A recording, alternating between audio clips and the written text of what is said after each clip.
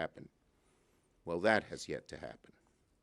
A.G. Bondi said in February that a supposed, quote, client list, she said, was sitting on her desk right now to review.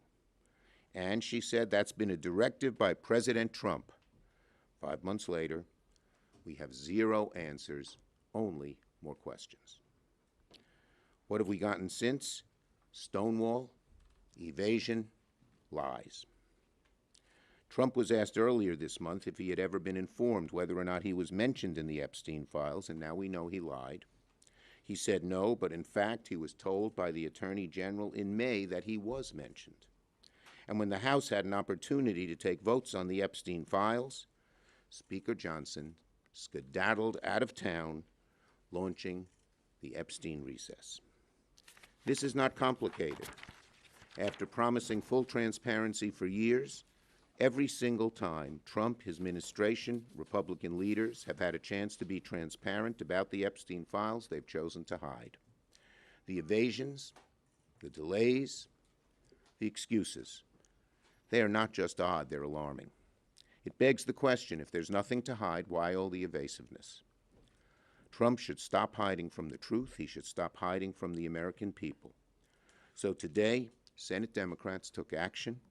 We're invoking federal law and using our authority as a check on the executive to compel transparency. That's why today's letters matter. Today's letter matters. It's not a stunt. It's not symbolic. It's a formal exercise of congressional power under federal law. And we expect an answer from DOJ by August the 15th. That's what accountability looks like. This is what oversight looks like. And this is what keeping your promises to the American people look like.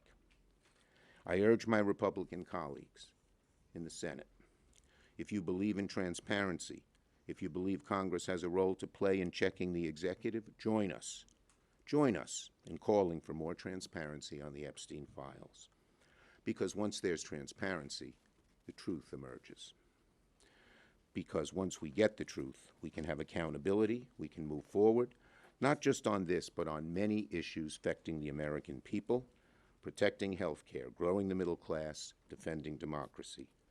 But none of that is possible if the public loses faith that justice only applies to some, not all. Senator Peters has taken a great lead on this issue as ranking member of the Homeland Security Committee, and I'm proud to call on him to speak. Thank you, Chuck. Well, thank you, Chuck. You know, the American people want and deserve transparency from their elected officials. On the campaign trail, President Trump promised many times to deliver that transparency by making the records in the Jeffrey Epstein case public. And now he is going back on that promise. This kind of reversal is what leads to distrust of elected officials. It also, we all know, it breeds conspiracy theories and misinformation. But the solution is very clear. Americans deserve transparency from congressional Republicans and the Trump administration. Our Republican colleagues are failing to conduct independent oversight of the administration and call for this information to be made public. Some have even publicly said they want to provide, and this is a member of the U.S. Senate, a Republican member, who said that they wanted to provide, quote, cover. Republican senators said it. They want to provide cover to President Trump after his reversal. And that's why my Homeland Security Committee Democratic colleagues and I are pressing the Justice Department to produce files related to the Jeffrey Epstein investigation. We are using very unique statutory authority that is granted only to our committee, to Homeland Security and Government Affairs. The statute that we are invoking requires the administration to hand over documents requested by any 5 members of the Senate committee.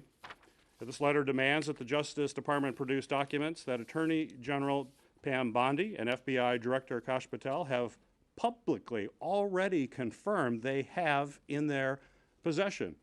We all know, in fact, that the Attorney General said, quote, she said, they're sitting on her desk.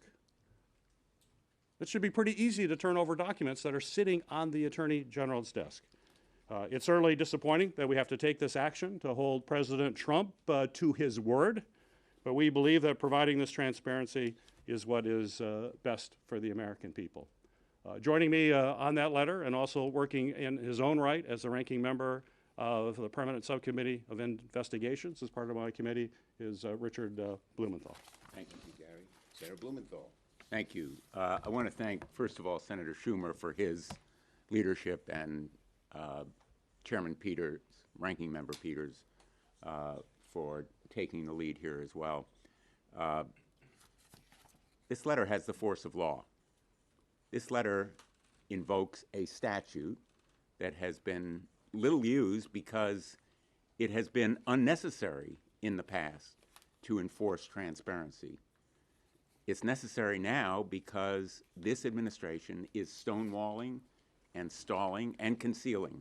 And the American people are rightly asking, what do they have to hide? What's at stake here is not just the president's promises, although they are absolutely clear when he said, quote, President Trump says he will declassify the 9/11 files, JFK files, and Epstein files, end quote. That's President Trump.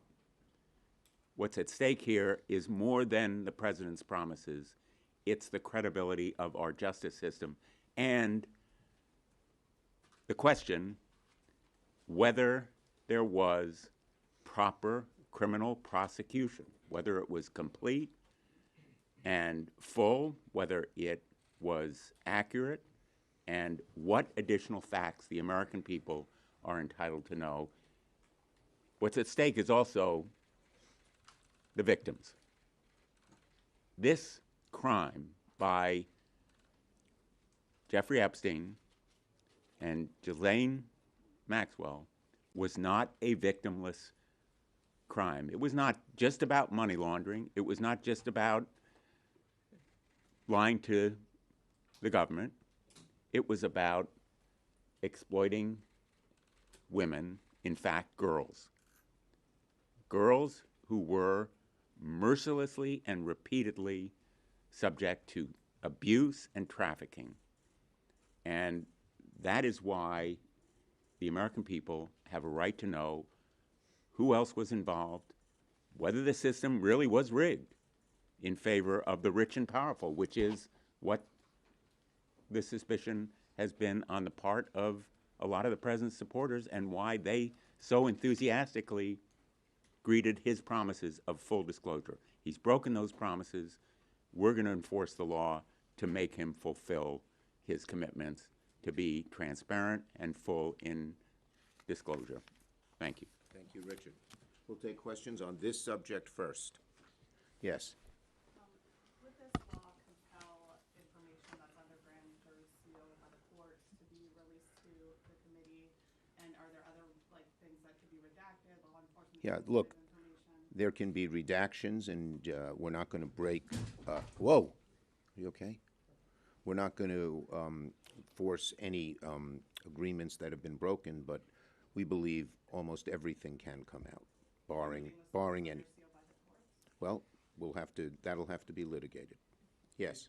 Would you accept the Justice Department limiting the reading of these files to leadership or members in a... I think they should be made public. I mean, certainly to the Congress and to the public. The public has a right to know. Including the interviews that were done recently with Maxwell in the last couple of days.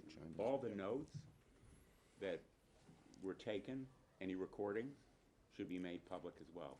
And, you know, the redactions that Senator Schumer mentioned are standard operating procedure in the Department of Justice when it does a report based on an investigation. It's rare, but it's not unusual. Yeah. When the Justice Department...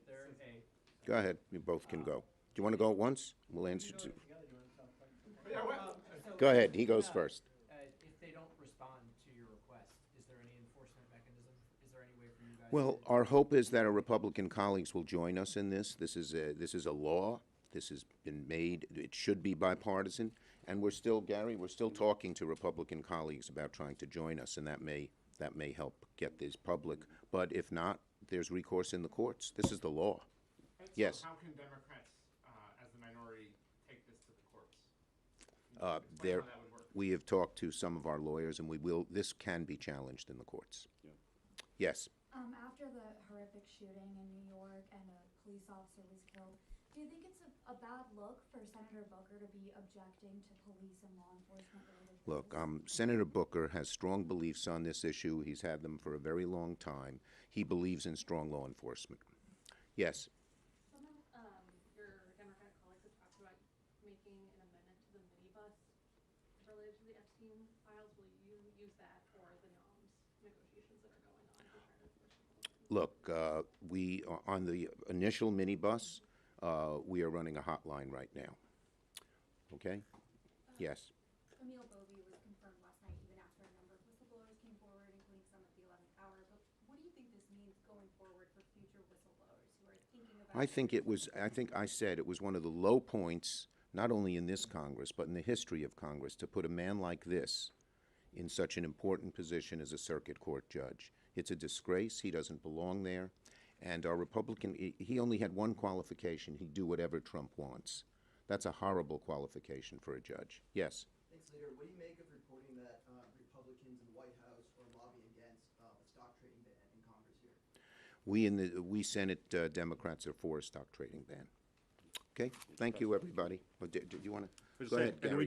we just passed it out of committee before this meeting here, and on a bipartisan basis. And do you have any comment on Senator Hawley and Scott kind of going back and forth, arguing about it? It was a spirited committee hearing, but the end result was that we passed it out and it now moves to the full Senate.